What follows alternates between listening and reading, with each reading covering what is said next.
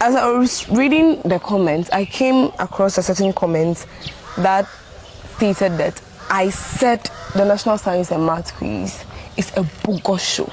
Oh, no, but are you aware it's social media? No. So, you talk. That's not what I said. Okay. What did you say? I think some people misunderstood what I said. I never said the show is a bogus show. Okay. What I said was, the National Science and Math Quiz, it should not be used as a benchmark to determine whether a school is good or not. Okay. It's not bogus, but then it should not be used to say that this school is better than this one. That's what you said. That's what I said. Let's experiment. Experiment what? You see, let's say we have school A and school F. School A is known to be a grade A school, and then school F is a grade D school. So it's a grade F school. It's grade D, it's grade F. Then let's take the teachers from school A, move all of them to school F, and then we also take the teachers from school F and remove all of them to school A. So that they should go and do the magic. Simple. And if it does not work like that, then it means that, as I said, TES is being biased. I need sponsorship to facilitate this course. I'm interested. It's being biased. Since they are the ones producing or recruiting teachers for all the schools in Ghana, how can you say you are giving magicians to this school and then you are leaving the others behind? It shouldn't be done. That's why I'm saying that it cannot and it should not be used as a benchmark. It cannot. That is what I am saying. Hey. No, that is what I am saying. Okay. It cannot be used as a benchmark. Yes. And it should not be used as a benchmark. No. But then to you watching, let's say we all wake up one day and then there's nothing like the National Science and Maths Quiz. It does not exist. What is Ghana losing? How does it affect Ghana? Let's try and answer this question. Let's think deep and answer. When I turn, immediately I turn, the first person I see is Gosh. I mean, I don't he know cannot now. run away from the question. How am I supposed to Automatically, our action. No, me, I don't know. You see, our leaders, our heads of institution, our administration, they go up and down to solicit for funds, to invest into the National Science and Maths Quiz, to prepare about 5 to 7 students to go represent the school, only to produce students who are able to memorize facts, scientific facts at that, and algebra, and then we clap for them. But then let's say we take the same investment and then we invest into another program, a program where the hands are being put to work. And then let's say we produce toys, Christmas toys, and then they are being sold during Christmas to we the children. And how does that want to affect Ghana? What effects? I want to make sure that they understand. This time I don't want anybody to take my words out of context. I don't want them to misunderstand me. Sometimes the most revealing truths about a nation do not emerge from official reports, political speeches, or academic studies, but from unexpected moments in public conversation. A single comment, a casual opinion online, or a brief social media exchange can suddenly grow into something much larger than itself. People respond emotionally, positions are taken, achievements are listed as proofs, and before long, what started as a simple remark becomes a national discussion. But in situations like this, the subject of debate is rarely the real story. You see, what begins as disagreement over a statement gradually transforms into a reflection of society itself. It exposes what people admire, what they resent, what they fear losing, and what they believe success truly means. That is exactly what this recent conversation around National Science and Math Quiz, academic excellence, and alternative career paths has revealed. While many have focused on individuals and their personal viewpoints, doing so risks missing the deeper truth beneath the surface. Because at its core, this is not a story about one student or one institution. It is a story about Ghana's evolving understanding of intelligence, achievement, and opportunity. For generations, education has held a deeply emotional place in Ghanaian society. Families have sacrificed greatly to ensure children receive schooling. Communities have celebrated academic success as a symbol of hope and progress. Excelling in education has long been viewed as one of the surest ways to rise above difficult circumstances and create a better future. Within this context, platforms like the National Science and Math Quiz have become more than just academic competitions. They have grown into national symbols of discipline, excellence, and intellectual pride. They represent the belief that young people, regardless of background, can rise to the highest levels of academic performance through hard work and determination. It is understandable then why many people respond strongly when such institutions are questioned or criticized. It is not simply about defending a program. It is about protecting what that program represents. Now, however, another reality exists alongside this one, and it is increasingly shaping how younger generations see the world. The environment that shaped earlier generations is not the same one shaping today's youth. In the past, academic qualifications were seen as a primary gateway to stability and success. Today, young people are growing up in a world where digital platforms, entrepreneurship, creativity, and innovation have opened entirely new possibilities. They observe individuals building businesses from small ideas, creators reaching global audiences through social media, designers and developers building careers from digital skills, and photographers and storytellers earning recognition and income in ways that were once unimaginable. Because of this shift, success is no longer viewed through a single lens. Success is no longer viewed through a single lens. It has become broader, more flexible, and more diverse. This is not unique to Ghana. It is a global transformation driven largely by technology and the internet, which have expanded the definition of work, talent, and opportunity.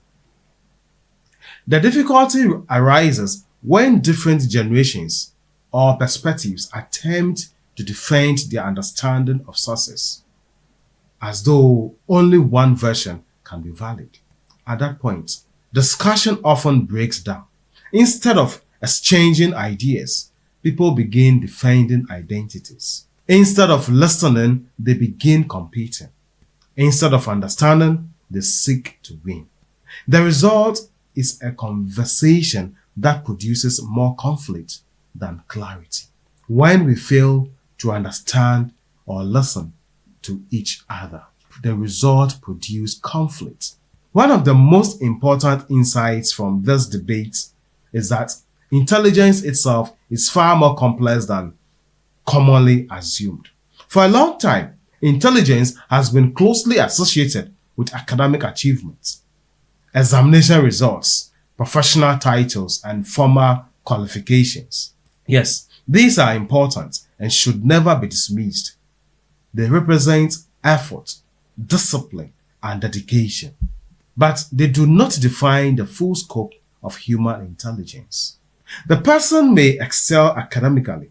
A person may excel academically, yet struggle to engage respectfully with opposing opinions. Another may have limited formal education, but demonstrate exceptional creativity, leadership, emotional awareness, or entrepreneurial thinking. Intelligence is multidimensional, and human capability expresses itself in many different forms. This is why emotional intelligence has become increasingly important in modern society.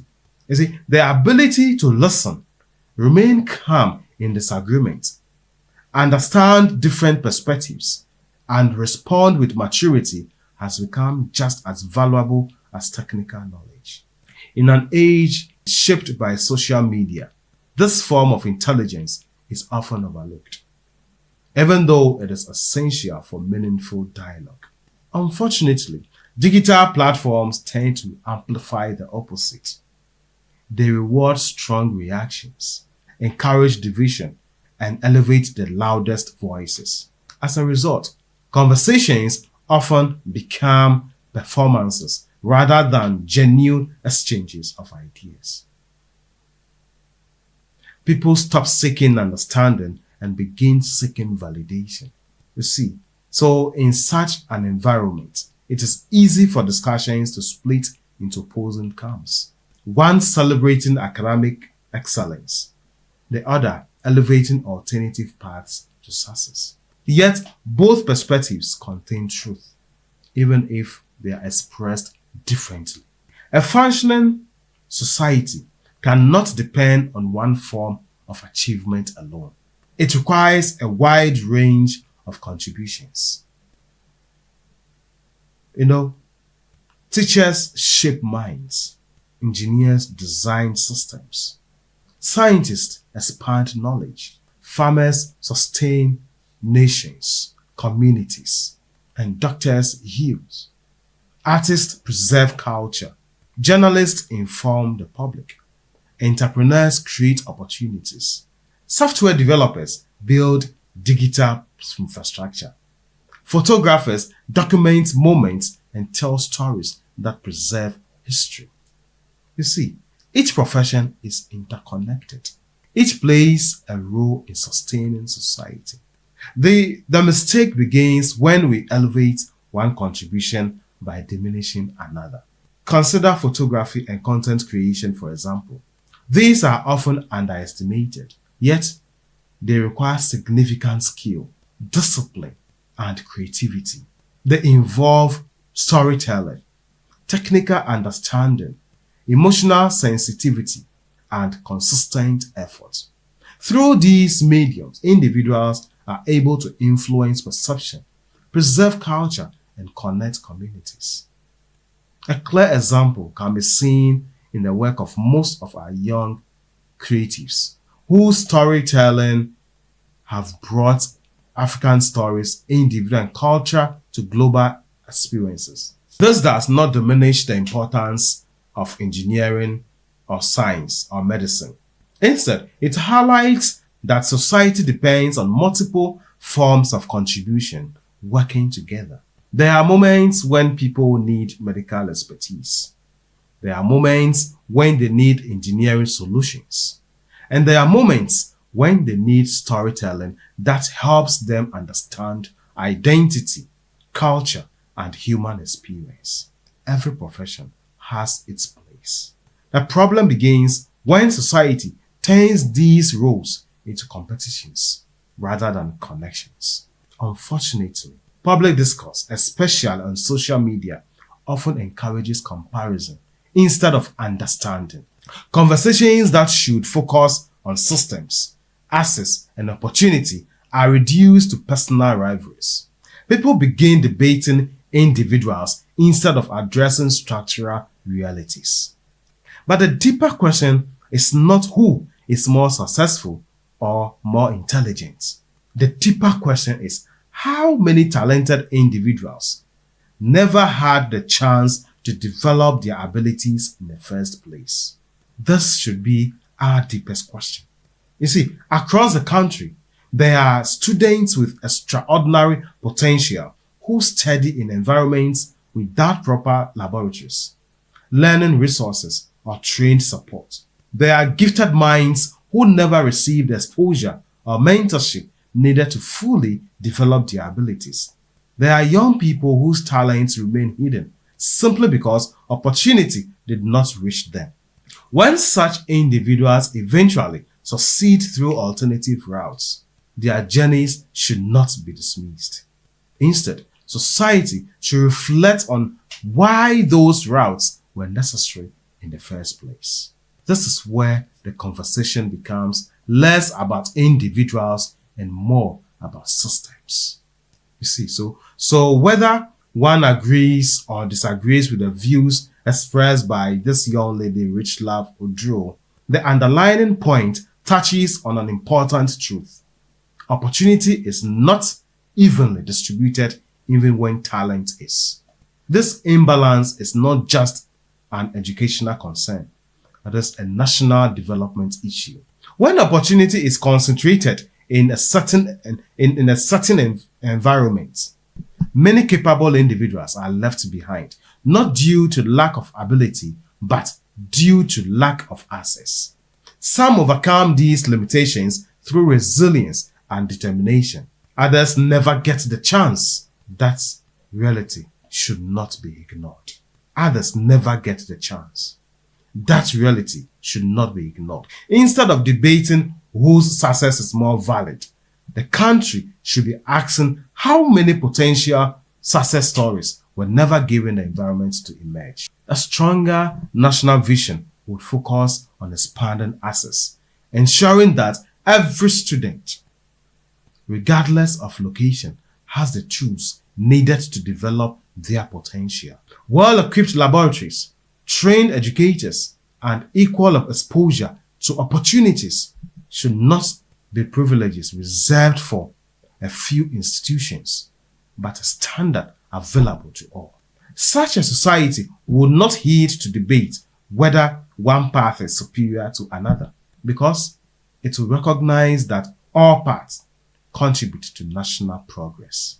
Ultimately, the real issue is not competition between professions, individuals, or schools. It is about ensuring that talent is not wasted due to circumstances beyond a young person's control. No child should have their future determined by geography. No dream should depend on luck. And no talent should remain invisible because the system failed to notice it. At the heart of all this lies a simple but powerful truth. Success is not a rivalry.